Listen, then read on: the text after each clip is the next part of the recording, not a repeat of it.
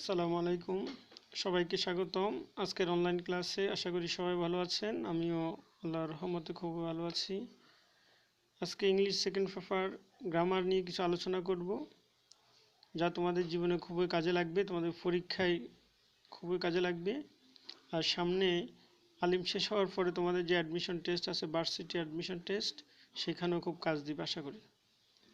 তো চলো শুরু করা যাক। আমি প্রথমে কিছু গঠন লিখেছিলাম। এখানে subject plus am is are plus ভার্বের সাথে আইএনজি। আমরা জানি একটা সেন্টেন্সে প্রথম সাবজেক্ট থাকে, দেন ভার্ব থাকে, ভার্বের প্রেজেন্ট ফর্ম আর ফার্স্ট ফর্ম। এখানে আমরা দেখতে পাচ্ছি এম ইজ অথবা আর রয়েছে প্লাস ভার্বের সাথে আইএনজি। তার মানে আমরা বুঝতে পারছি যে সাবজেক্টের পরে যদি এম ইজ আর থাকে, তারপরে ভার্বের সাথে আইএনজি যুক্ত করতে হয়। যেমন আমি যদি একটা সেন্টেন্স লিখি, আই অ্যাম শব্দটা আছে teach, I am teach English. এখানে হবে আই অ্যাম টিচিং, আইএনজি যুক্ত হবে। এম ইজ আর এর পরে ভার্বের সাথে অলওয়েজ আইএনজি যুক্ত করতে হয় যদি বাক্যটা প্রেজেন্ট কন্টিনিউয়াস টেন্সে গঠন করতে হয়। তাহলে যদি আমরা লিখি উইর সাথে কি হবে? Am is are. উই যেহেতু প্লুরাল সাবজেক্ট, তাহলে ভার্ব হবে plural we are reading. Read যদি ভার্ব থাকে তাহলে রিড সাথে আইএনজি যুক্ত করতে উই আর রিডিং বুকস। আশা করি তোমরা বুঝতে পারছো। তাহলে সাবজেক্ট থাকবে, সাবজেক্টের পরে সাবজেক্ট অনুসারে এম অথবা ইজ অথবা আর হবে।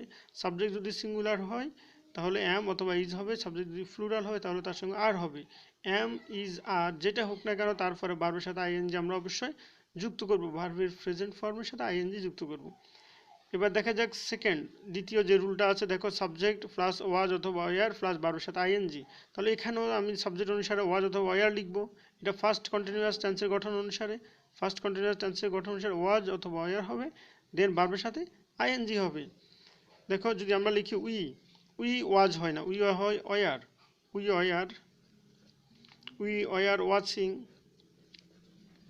Watching online class.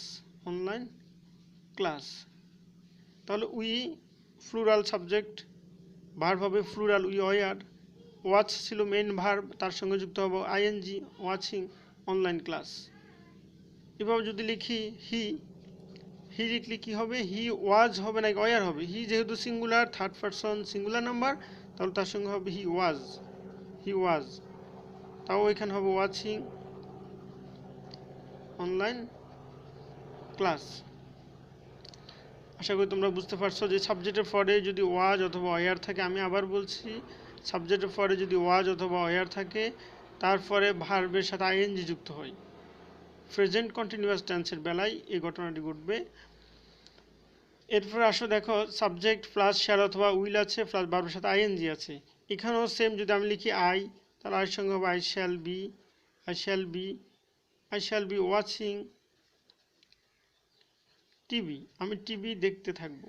এটা ফিউচার কন্টিনিউয়াস টেন্সের বেলায়, তাহলে শ্যাল বি অথবা উইল বি এর পরে ভার্বের সাথে আইএনজি হবে। সাবজেক্ট অনুসারে শ্যাল অথবা উইল হবে।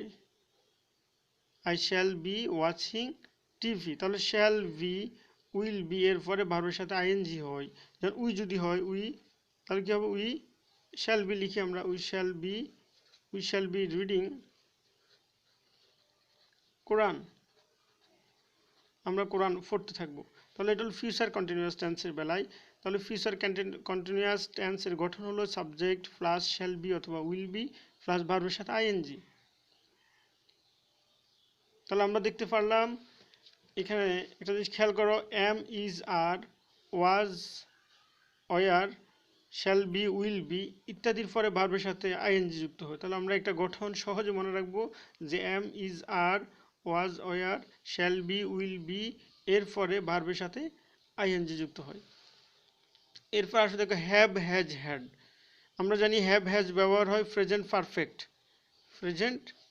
পারফেক্ট, আর হ্যাড ব্যবহার হয় ফার্স্ট পারফেক্ট টেন্সে। প্রেজেন্ট পারফেক্ট টেন্সে ব্যবহার হয় হ্যাভ হ্যাজ, ফার্স্ট পারফেক্ট টেন্সে ব্যবহার হয় হ্যাড। তাহলে আমরা সহজে একটা রুলস মনে রাখবো যে সাবজেক্টের পরে যদি হ্যাভ অথবা হ্যাজ প্লাস হ্যাড যদি আসে, তাহলে আমরা ভার্বের ফি লিখবো, ভার্বের ফার্স্ট পার্টিসিপল ফর্ম লিখবো। তাহলে তোমরা একটা গঠন খেয়াল করো, যদি আমি লিখি উই, উই প্রেজেন্ট পারফেক্ট টেন্সে লিখব we have finished, FINISHED, we have finished our HW, আমরা আমাদের হোমওয়ার্ক শেষ করলাম, we shall finished our HW। তাহলে এখানে দেখো উই আছে, উইর পরে হ্যাভ আছে, হ্যাভের পরে ভার্বের ফিফি আছে, তাহলে এটা প্রেজেন্ট পারফেক্ট টেন্স। তাহলে আমরা সহজে বুঝবো যদি হ্যাজ অথবা হ্যাড থাকে, যদি হ্যাজ অথবা হ্যাড থাকে তারপর আমরা ভার্বের ফিফি লিখবো, ভার্বের ফার্স্ট পার্টিসিপল ফর্ম লিখবো। তাহলে এবার যদি হয় I had, first perfect tense I had got a prize, আমি একটা পুরস্কার পেয়েছি, তাহলে আই হ্যাড গট, তাহলে আই সাবজেক্ট, হ্যাড হলো অক্সিলারি ভার্ব, দেন ভার্বের ফিফি রয়েছে, তাহলে এটা ফার্স্ট পারফেক্ট টেন্সের ঘটনা। I had finished a prize, আমি একটা প্রাইজ পেয়েছি। তাহলে আমরা এখানে একটা রুলস সহজে মনে রাখতে পারি, যদি হ্যাভ হ্যাজ হ্যাডের পরে, আমি আবার বলছি হ্যাভ হ্যাজ এবং হ্যাডের পরে যদি কোনো ভার্ব আসে তাহলে সেই ভার্ব হবে ফিফি, ফার্স্ট পার্টিসিপল ফর্ম। হ্যাভ এবং হ্যাজ ব্যবহার হবে প্রেজেন্ট পারফেক্ট টেন্সের ক্ষেত্রে, হ্যাড ব্যবহার হবে ফার্স্ট পারফেক্ট টেন্সের ক্ষেত্রে। এটা সব তোমাদের মনে রাখতে হবে এবং একটু প্র্যাকটিস করতে হবে, আশা করি তোমাদের কাজে লাগবে।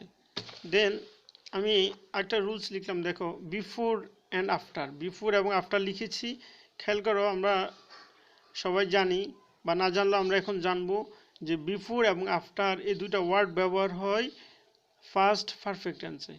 আবার বলছি বিফোর এবং আফটার এই দুইটা শব্দ ব্যবহার হয় ফার্স্ট পারফেক্ট টেন্সে বেসিক্যালি। এবার আমরা সহজে মনে রাখবো কিভাবে ব্যবহার হবে। বিফোর অর্থ কি? পূর্বে, বিফোর শব্দের অর্থ পূর্বে, তাহলে আমি লিখি বিফোরের আগে হবে first perfect, first first perfect, বিফোরের আগে হবে ফার্স্ট পারফেক্ট, পরে হবে first indefinite, first indefinite tense. তাহলে আমরা সহজে মনে রাখবো বিফোর অর্থ পূর্বে, বিফোর অর্থ পূর্বে, তাহলে বিফোর আগে হবে ফার্স্ট পারফেক্ট, পরে হবে ফার্স্ট ইনডেফিনিট। যেমন এখন আমি যদি একটা রুলস লিখি বা একটা উদাহরণ দিই তোমাদেরকে, সহজে তোমরা বুঝতে পারবে। অতীতকালে দুটি কাজ যদি সংঘটিত হয়, যেটা আগে হবে সেটি ফার্স্ট পারফেক্ট টেন্স। আমি আবার বলছি, অতীতে যদি দুটি কাজ সংঘটিত হয় যেটি আগে হবে সেটি ফার্স্ট পারফেক্ট টেন্স। যেমন আমি যদি বলি the patient had died, the patient had died before the doctor came। খেয়াল করো বিফোর অর্থ কি? পূর্বে, তাহলে বিফোরের আগে কি হলো দেখো, বিফোর অর্থ পূর্বে, বিফোরের আগে দেখো এই যে সাবজেক্ট আছে, হ্যাড আছে, অক্সিলারি ভার্ব, এরপর ভার্বে দেখো ফিফি আছে, ভার্বের ফিফি আছে, তার মানে কি বিফোরের আগে হবে ফার্স্ট পারফেক্ট। বিফোর অর্থ পূর্বে, বিফোর আগে হবে ফার্স্ট পারফেক্ট, পরে হবে ফার্স্ট ইনডেফিনিট। যেমন দেখো দ্য ডক্টর কেম, ডক্টর এসেছে, তাহলে এখানে কোন কাজটা আগে হয়েছে? দ্য পেশেন্ট হ্যাড ডাইড, রুগী মারা গিয়েছে, বিফোর পূর্বে, দ্য ডক্টর কেম রুগী আসার পূর্বে, রুগী আসার পূর্বে ডাক্তার আসার পূর্বেই রুগী মারা গিয়েছে। তাহলে এখানে আগে কোন ঘটনাটা ঘটলো? আগে ঘটনা ঘটলো রুগী মারা গিয়েছে, আগে কোন ঘটনাটি ঘটলো? রুগী মারা গিয়েছে, the patient had died. Before অর্থ পূর্বে, দ্য ডক্টর কেম ডক্টর আসার পূর্বে, তাহলে ডক্টর পরে এসেছে, আগে ঘটেছে কি? রুগী মারা গিয়েছে, তাহলে আগে যে ঘটনাটি ঘটবে সেটা হবে ফার্স্ট পারফেক্ট। আমি আবার বলছি, অতীতকালে দুটি ঘটনার মধ্যে যেটা আগে ঘটবে সেটি ফার্স্ট পারফেক্ট। তো ফার্স্ট পারফেক্ট হলে তাহলে বিফোর আগে হবে ফার্স্ট পারফেক্ট, পরে হবে ফার্স্ট ইনডেফিনিট। এরপর আসো দেখো আফটার, আফটার অর্থ কি? পরে, আফটার অর্থ পরে, তাহলে আফটার পরে হবে ফার্স্ট পারফেক্ট, ফার্স্ট পারফেক্ট হবে আফটারের পরে, আর তাহলে আফটার আগে হবে কি? First indefinite, first indefinite tense হবে। আফটার অর্থ পরে, আফটার পরে হবে ফার্স্ট পারফেক্ট, আগে হবে ফার্স্ট ইনডেফিনিট। তাহলে এবার যদি আমরা একটা বাক্য খেয়াল করি,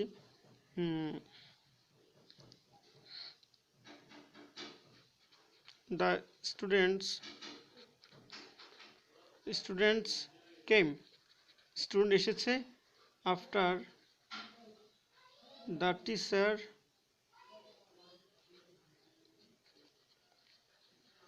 teacher had entered the class. তো আমরা দেখতে পাচ্ছি এখানে the students came after the teacher had entered the class. তাহলে আমরা এখানে সহজে দেখি, দেখো আফটার অর্থ পরে, আফটারের পরে হলো ফার্স্ট পারফেক্ট, আফটারের পরে কি হলো first perfect. The teacher had entered the class, the teacher subject, had হলো ভার্ব, অক্সিলারি ভার্ব, ভার্বের ফিফি, এন্টারের ফিফি হলো এন্টার্ড দ্য ক্লাস। তাহলে আফটারের পরে হলো ফার্স্ট পারফেক্ট, আগে হলো ফার্স্ট ইনডেফিনিট। দেখো the student came, the student came, the student subject, came ভার্বের ফার্স্ট ফর্ম, তাহলে আফটারের পরে হবে ফার্স্ট পারফেক্ট, আগে হবে ফার্স্ট ইনডেফিনিট। আশা করি তোমরা বুঝতে পারছো, এবং এভাবে একটু ভাষায় প্র্যাকটিস করবে, খুবই উপকার হবে, জীবনে খুবই কাজে লাগবে। আজকের মতো এই পর্যন্ত, আল্লাহ হাফেজ।